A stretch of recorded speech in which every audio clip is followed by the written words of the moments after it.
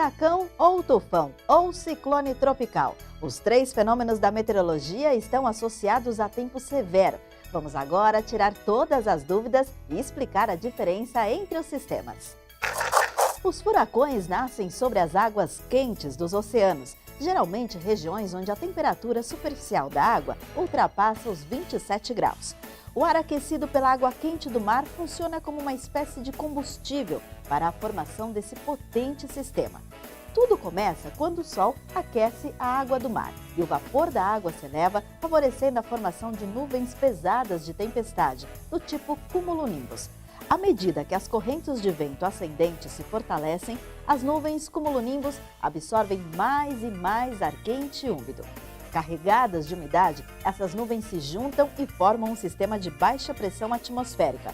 São grandes redemoinhos que começam a girar mais rápido sobre o oceano, indicando que um furacão está prestes a se formar. O primeiro estágio desse sistema é chamado de depressão tropical, quando os ventos chegam até 50 km por hora. Passando disso, o sistema ganha força, se torna uma tempestade tropical. E quando a velocidade dos ventos persistentes atinge 119 km por hora, tecnicamente, a área de tormenta vira então um furacão. Bem no centro do sistema temos o que se chama olho do furacão.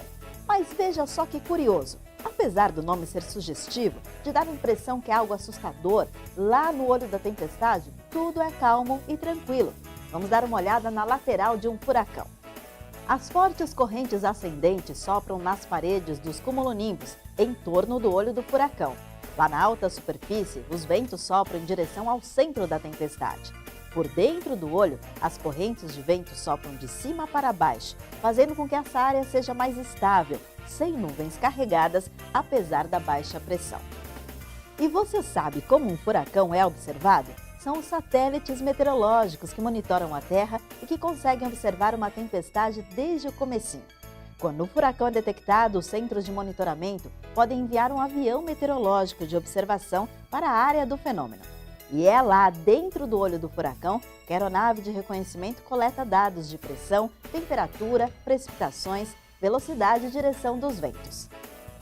A força de um furacão é medida pela escala Saffir-Simpson, que vai de 1 a 5. É a intensidade dos ventos que classifica o furacão. Um furacão de categoria 1 tem ventos de pelo menos 119 km por hora. No nível máximo da escala, ele pode ter ventos constantes acima dos 249 km por hora. Quando toca o continente, os danos causados são totais.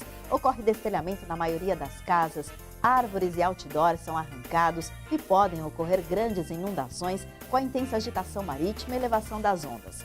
Mas conforme o furacão avança por uma área terrestre, ele vai perdendo intensidade por causa do atrito. E quando os ventos enfraquecem, eles simplesmente viram uma depressão tropical que aos poucos se dissipa sem oferecer mais riscos. Agora preste atenção para você não ter mais dúvida. Veja no mapa. No hemisfério norte, os sistemas giram no sentido anti-horário e no hemisfério sul, eles giram no sentido horário. Então olha como é fácil. Na região do Caribe, México e Estados Unidos, falamos em furacão. Na região da Ásia, onde estão as Filipinas, Japão, China, Taiwan, o correto é falar tufão.